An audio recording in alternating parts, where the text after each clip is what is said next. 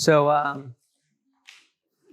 Aaron mentioned Hanukkah had started, and I saw that and I thought I should bring this up because, funny story, when the kids were younger, we were starting to celebrate Hanukkah and learning all about it, and Andrea's all about making cool stuff to try to make it connect and have fun with this stuff. And so she had the boys make a Lego Hanukkah, right? I mean, how many of you guys like Legos? You guys like Legos, right? And so she found a thing, and the boys were all creative. They put, you guys remember this? Put these Lego Hanukkahs together, and we were like, oh, this is so cool. We did it one night, and then we lit them. The first night, we did it after a couple nights, and then we were sitting there after, I think it was the third night, we were sitting there, and all of a sudden we smelled smoke in the house. Like, what? Where's the smoke coming from? And I think Roman was in the kitchen, and I mean, you 8, 9 years old, he said, Hanukkah's on fire. What? So we walked in the kitchen, whoosh, this Lego thing was ablaze, right? I mean, I don't know, the candle tipped over, and Legos are flammable, right? They're pretty flammable. The whole thing's on fire, push it into the sink and got to put it out. This was one of our first experiences of Hanukkah. The lights were bright that night. And so I don't know if we got rid of those or we kept them for a long time, but I'm sure Andrea threw them away. All right, Genesis 1:26. We are going to be talking about a few different things today. And as I thought about Genesis 1 and I thought about what we're going to be talking about, there's 2 stories that really came to mind as I was preparing for this. And so if you turn to 126, first of all, as I looked at this, there's a story that so many of you hopefully have known, hopefully have seen. Anybody seen The Lion King? Anybody? Alex is the only one who has not seen it. The only one that I really know is Lion King 1, right? And in Lion King 1, there's the 1.5 is the best one. The opening, what? Oh, that's like a Disney special or something like that. I try to. It's a movie? Wait till I get a couple slides later, then we can talk about this, because that'll even be funnier when we get to that point. So Lion King, grumpy old man here. Lion King opens up with with what? The scene of Pride Rock. And what do we see at Pride Rock? Right? We see this big stone and the light starts to hit it and the light starts to illuminate everything and everything comes into vision. And then you have this celebratory music and these animals that are coming in and all this stuff that's taking place. And it's a time that you just feel good, right? It's a time of goodness. The music makes you feel good. The light hitting everything makes you feel good.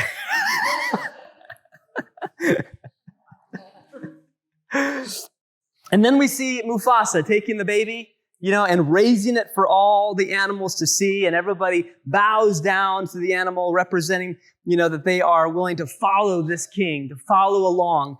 Pride Rock is this strong, sturdy rock representing tradition. Even Yeshua says, on this house, or on this rock, I will build my house, right? There's these ideas that come into play in Lion King that are throughout archetypal stories and throughout the scripture as well. And so somebody read Genesis 1:26 and 27 for me, please. When God said, let us make man in our image after our likeness, and let them have dominion over the fish of the sea, and over the birds of the heavens, and over the livestock, and over all the earth, and over every creeping thing that creeps on the earth. So God created man in his own image. In the image of God, he created them. Male and female created them. Excellent.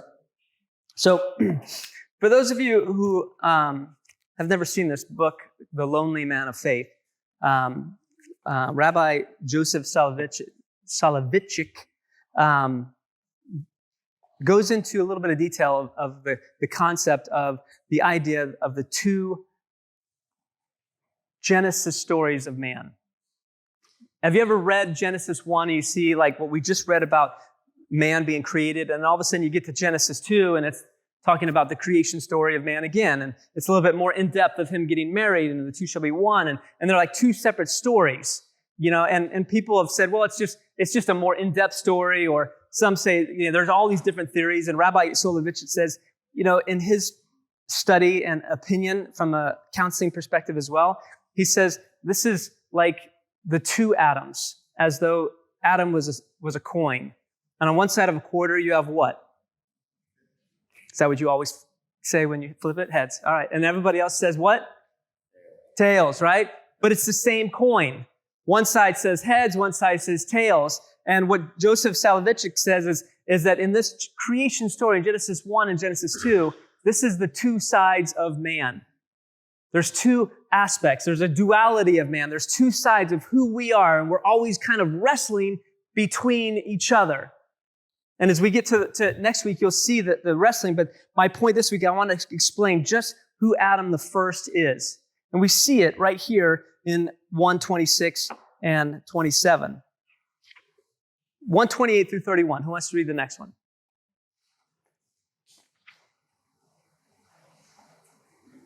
God blessed him and said to him, "Be fruitful and increase in number, fill the earth and subdue it, rule over the fish in the sea and the birds in the sky and over every living creature that moves on the ground." Then God said, "I will give you every seed-bearing plant on the face of the whole earth, and every tree that has fruit in season. They will be yours for food. And to all the beasts of the earth, and all the birds in the sky, and all the creatures that move off the ground, everything that has the breath of life in it, I give every living plant for food." And it was so. God saw all that he made, and it was very good. And there was evening, and there was morning, the sixth day. So last week, Aaron said, we are to know where we come from. In this passage, 1:26 through 31, we see this idea of that you were to be created in the image of God. And what is the first things that we see in Genesis that God does? He's a creator. God is a creator of everything. God creates the day, the night, the sky, the water, the rocks, the trees. He creates everything. And so one of the first aspects that we see in the image of God, or the Adam the first, is that he is a creator. He has the ability for ingenuity, for creativity, for drive, for intelligence, to think, how can I make this happen? He's given an intellect so that he can overcome nature. I mean, how many things do we take for granted today that we wouldn't be able to survive if we didn't have certain things? Grocery stores. Where does the groceries come from, right? I mean, we think that, I need to charge my phone. Well, I just plug it into the outlet. Where does the power come from? Right?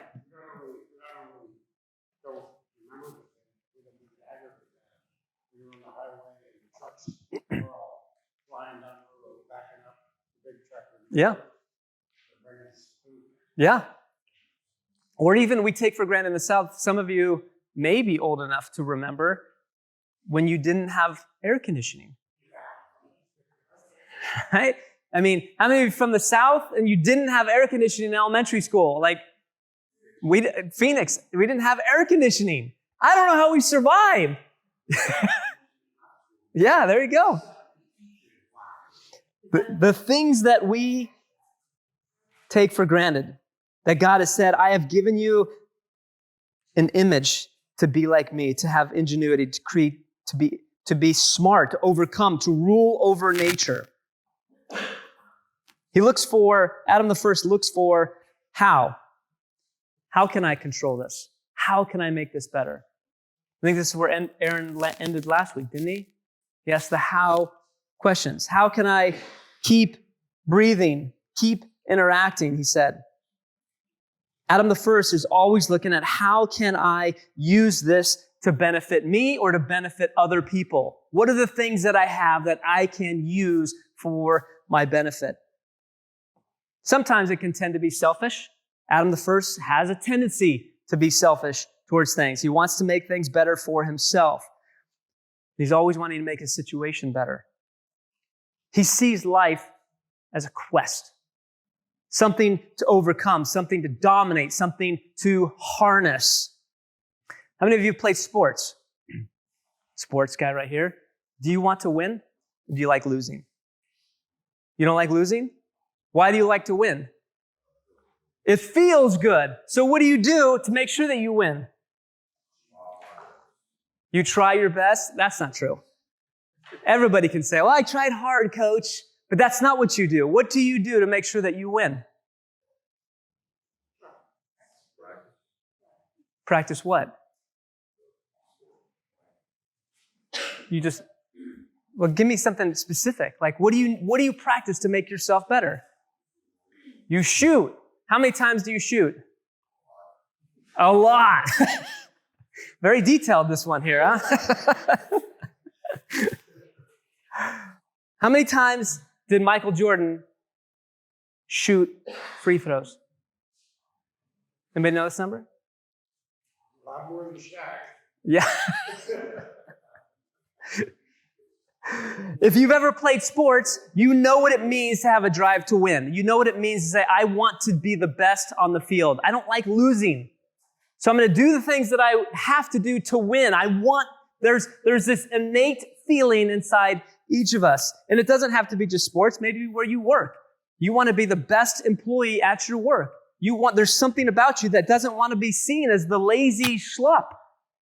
You want to be known as the guy that can be relied upon, that can be trusted. And when people need something and something's broken, they want to come to you. You want to have that feeling. Or maybe you're in leadership. You want your team, the people that you oversee, you want your team to be the best team out of all the other teams in the company. Where does this come from? Why do we have this feeling? And what Rabbi Soloveitchik says, this is Adam the first inside of you. This is the innate feeling that you were born with because this is who you were created to be. Adam the first's identity is bound up in his humanity. So what does the text say? God goes into detail. I'm going to give you a job. Subdue the land. Work the land. How are you going to subdue it? How are you going to make it better? How are you going to use this land? How are you going to use your mind? It's up to you now. Go. God doesn't tell him how to do it. Adam has to figure out how to do it. How creative can you become, Adam? What can you build? What can you create? So that you can rule over this. This is your job. Now go do it. How then will you rule so that you can be fruitful? Because that's the other task too. Don't just rule, be fruitful as well. Make it good. Make something come from it so that you can use everything that God has given you to benefit you and the people around you. This is your job. Similar to Mufasa. Mufasa takes little Simba up to the rock. And what do? They look over the Pride Lands. And what does he say? Everything that the light touches is yours. All of this is yours. It's up to you to rule it properly. And it's in becoming who you were created to be that makes you human. What I've learned about studying this for a long time now, for several years, I've torn this book apart. And there are a lot of things that I agree with, and then some things that I've seen just a little bit differently. And this is one of those things where I've broken off from Soloveitchik. But I've learned that when we work, there's something about the idea of working that makes us responsible human beings. And it's not that makes it, I take that back. When we work, it's something that makes us responsible. When we become responsible for something, we feel dignity. Or we've taken responsibility for something and we get glory from it, or we get honor from what we've done. And it's in that we become human. When we work, we have responsibility. When we have responsibility, we feel good about it. We feel dignified. And it's in that dignity that we become who we were created to be, human beings. The psalmist, King David, says, and he's talking about God, he says, "What is man that you should note him? And the human creature that you pay him heed, and that you make him little less than even the gods. With glory and grandeur you crown him. You make him rule over the work of your hands, all the things you set under his feet." Just like Mufasa. Everything you see.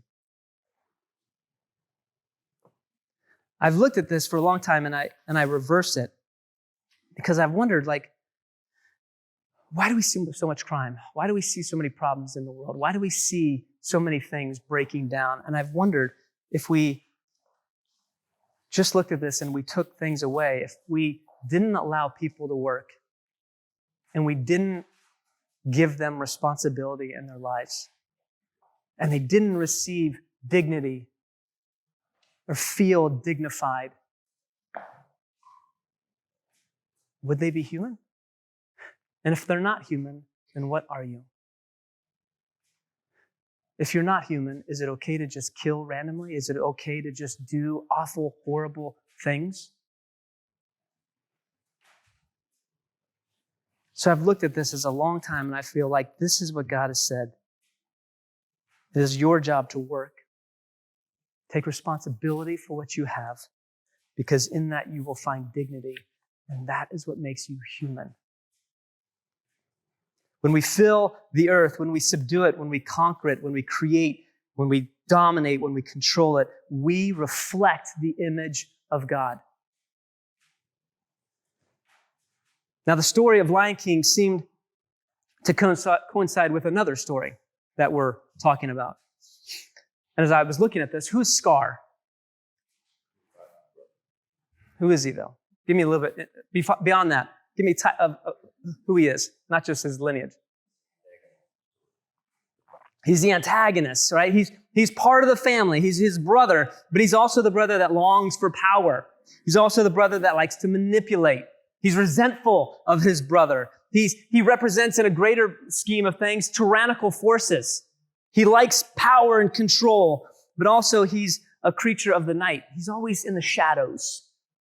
He's always working with the people in the shadows. He represents darkness. He represents something that is evil.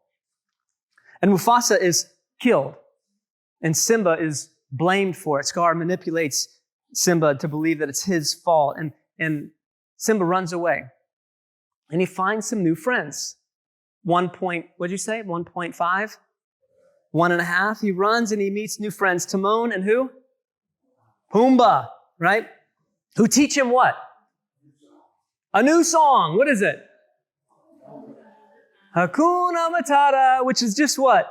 It is what it is. Be lazy, right? It is what it is, right? And before there was Hakuna Matata, oh, you can't. Can you turn off these lights really quick so that they can see that bottom picture? If you're older, you know that bottom picture. I don't know if you're going to get this joke or not. Yeah, right? I mean, this is just, that's who Simba and Pumbaa is, isn't it? I mean, go ahead, turn the lights back on. They are just a modern day version of Cheech and Chong. I mean, come on, a lion eating bugs could represent, hey, just smoke pot, guys. Like this, it is what it is, man. We don't need this, but this is good for you. A lion eating bugs. Yeah. Just be lazy. It is what it is. Don't work hard.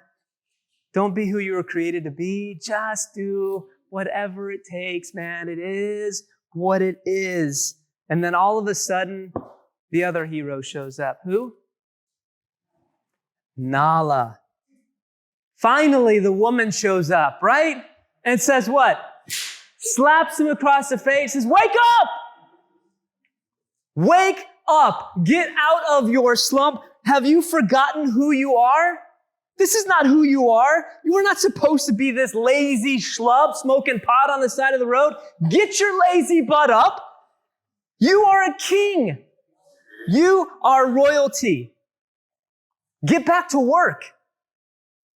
Get back to work. Do your job. Be responsible for what God has given you and get your glory back.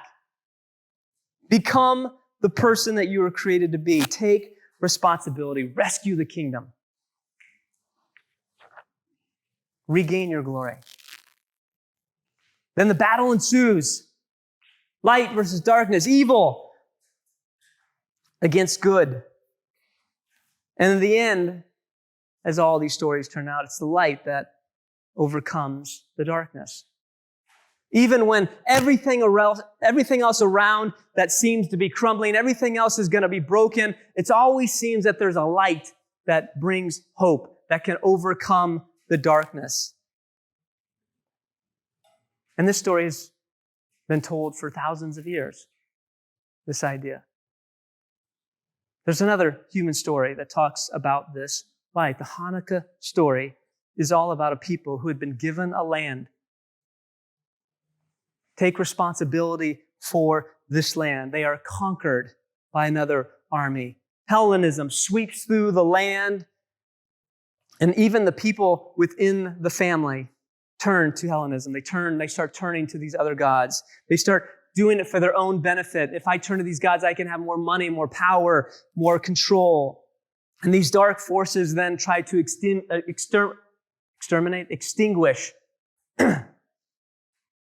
the one true God from this land. Burn the Torahs. Kill anybody that follows this God. You are illegal if you follow this God. Until one man stands up and says, no. One man takes responsibility. He says, we will no longer put up with this. It's no longer a time for apathy. It's no longer a time for it is what it is or Hakuna Matata. It is no longer right for you to do this to us. In the 1920s, there was a political movement that was taking place in Germany. And it was slowly growing, and it was about changing the perspective of how people viewed the world, how they viewed themselves, how they viewed other people. And in 1931, there was this Hanukkah candle that was lit. And it was a very famous photo. And the reason that it's famous is because if you notice across the street from this Hanukkah is what? It wasn't just a swastika. It was the Nazi headquarters of where their entire headquarters was operated from. And a rabbi lived across the street. And in 1931, he said, I will not let you put my light out. He was not afraid to say, this is the light that is important. In a world that is swarming with darkness, he said, I will continue to light this. It makes me wonder how many of us today are willing to stand up, to have courage, to see what is wrong, to see the darkness that is out there, and to light a candle to say there is still hope in this world. Because light illuminates the darkness. As I was thinking about this and writing this, putting this together, there was a couple questions that I continued to ponder. And as I was staring at this Hanukkah, and I found the painting of the Hanukkah, and it mesmerized me. I wondered, where do we allow apathy to persist in our life? Where is apathy in your life that you just say, it is what it is? Where do you allow the laziness to continue when you know I should probably do this, but oh man, it is so much easier to just sit here and just relax. I know I should get up and do something about this and create something, or I should take control of this and make it better. But man, that's just going to be so much time and effort and energy. I don't know if I want to do that.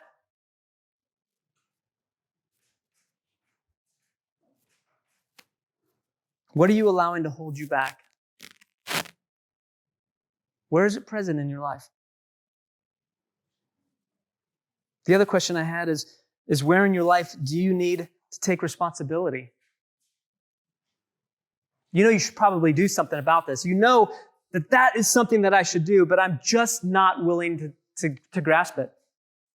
Whether it's something at your job, maybe it's something in your family, maybe it's something at school. You know that there's something in your class, your test, your course that you need to do. You need to take responsibility for it because it will change the course of your schooling or your job or your family, but you just don't want to take responsibility for it. What is it?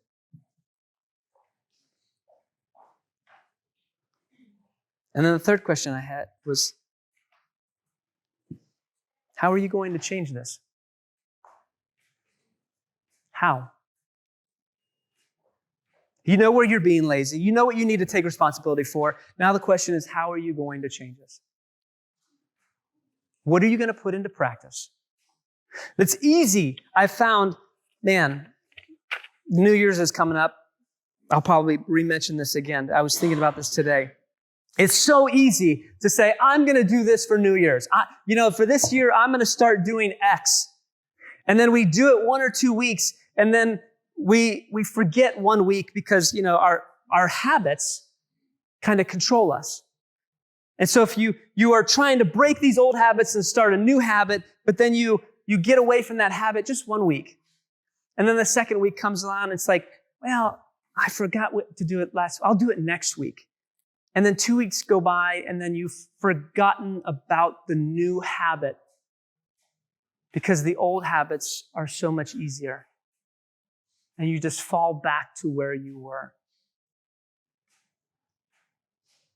The question that people don't do a good job with is, how are you going to make this different? How are you going to change? Don't just say, I want to change and this is what I want to be. How are you going to do that? You want to be a better basketball player? How are you going to do it? Lindley, go ahead. You said that he wasn't afraid to let the change. Yes. I don't know if that's true. I didn't. He's probably afraid. Oh, I'm sure he was. Did I say he wasn't afraid? Yes. You said he wasn't afraid to let the change. I'm sure there was fear there. Sure. Sometimes it takes courage. It doesn't mean you're not afraid to do it, or you have these military anxiety. You still have to do it. I've learned that courage isn't the lack of fear, it's the power to overcome fear.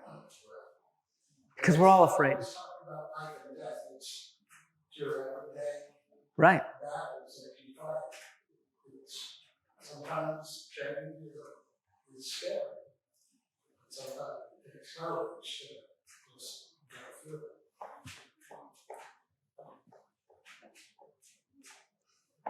And how are we going to do that? And that's why I put the how out there, because sometimes it's easy to say, I want to do this, but fear can say, oh, I don't know how to do that. But your job is to rule over that, to conquer that fear and say, this is how I'm going to take these steps to make sure that this doesn't happen. He was probably very afraid to light that, but he knew, this is how I do it. Start with the middle one, and then I light the outside one, and I move left to right, and I had a plan, and I know one bite at a time. I don't want to do it because I'm afraid, but this is how I do it, so I'm just going to do it.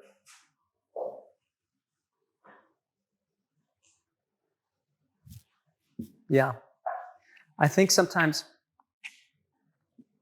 Hanukkah is one of my favorite holidays just because of the story itself. The idea of courage in a world of apathy. In a world that it's so much easier to just go along to get along. And for a group of family members, people who are willing to stick together to do what was right, for what God had called them to do, to stand up. One of the things for me, to be able to do that, I need to have to know who I am. And if it's something that is like fear, because I'm very much aware of my natural weaknesses and abilities, how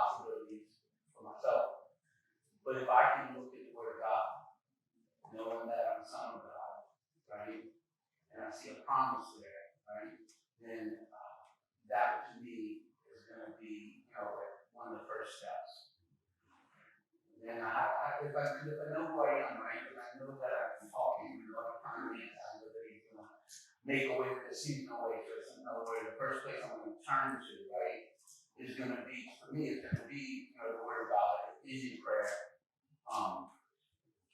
to be able to overcome. Sure. The fear comes, I mean, different, like, oh, you know, there's fear of him that they're gonna see, right, and come and kill him, this and that, you know, but sometimes there's fear of failure. So fear comes in so many different ways, right? Fear of being exposed, you know, not being able to do something, you know, but to overcome that, to be able to do that with that courage, I have to have a source of courage. And my source would be the word of God says, all things are possible, right? Or to even know that God is with me. I mean, it's different when I approach things, knowing that God is with me is a lot different than to think that I'm approaching it, you know, on my own, in my own strength. And so I'm going to hold you off because we're going to get to that next week, right? Because today we want to focus on Adam the first, which is all about the idea of a doer, right? God created you in his image to do, to act, to move forward, right? The connection part comes next. So hold on to that, right? Because, and we'll see this, that there are literally, I agree with the fact that there are two Adams within us. There's a duality to us. And sometimes we feel like we're out of balance. And a lot of times it's because we are not being what we were created to be, or who we were created to be. So hang on to that thought, because we're coming back to that next week. Quick question for you. In 26 and 27, I know you get this, but I can use in the Hebrew, does it say we and us when it's referring to God? In NIV, says us. Let us make man in our image. Yes. In Hebrew, does it say? Yes, it's plural. So my question is two sides of God too. God, one and God two. And we see that sort of around the text where you've got disciplinary and mercy. So I wonder. You're asking a question that the rabbis have argued for 2,000 years. Yeah, I mean, there's multiple different ways of looking at it, but there's no one agreed, this is what this means. It has pondered Christians and rabbis for thousands of years. You know, and everybody says, well, this is what it means, but there's nobody that really knows because it's very ambiguous. Yeah. So I don't have a concrete answer for that. There's no black and white. It is very gray. Yeah. So. Good question. So on this minority, right, they have 4 kingdoms on each side. But then there's some of them that have 3 on each side. Where did the change come from? One is called a Hanukkah, and one is just a candelabra. One's just a candlestick, and this is a specific Hanukkah for Hanukkah. So they just have regular candles that they light on a regular basis, but then they have one candle that they light just for this holiday. It is crooked. It is. I don't know. Uh-huh. Mm-hmm. Every day. Mm-hmm. Yeah, that's in the temple. This is the helper candle. Yep. So in Hanukkah, you have the candles out, and you light one at a time. You know, one for one day, and then the second day you light 2, and then the third day you light 3.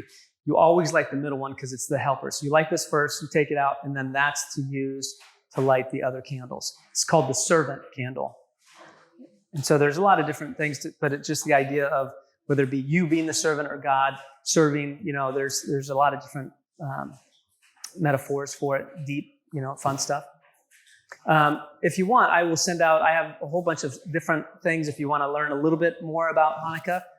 We can put them out maybe get that out early, like Monday. I'll send you a couple links and just send out an email with all the links. That'd be great. So easy to light stuff, or easy to keep. Yeah, the middle one always gets lit every night. Yeah, and then you go left to right. So it's not the only, you start. Start on day 1 of Hanukkah. Yeah. So tonight you would be like 2 candles. Yeah. Go. 3. 1. Well, I mean the battle and all everything took place in 175 BC. And somewhere in the next couple of years after that, they made it just a formalized holiday. Yeah, before in John chapter 4, I believe. Yeah. Yeah. Jesus travels to Jerusalem to celebrate the holiday in winter, which is Hanukkah. It's the only one in winter. It wasn't Christmas.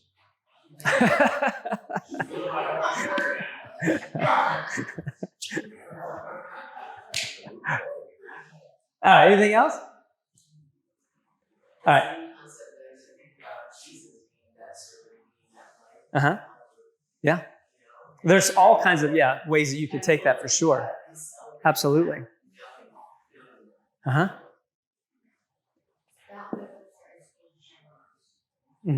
Yeah. All right, let me pray. We can get out of here. Father, we just thank you for this morning. We thank you for an opportunity to gather as a family, to discuss, to dig. I pray that you continue to just open our hearts to what it means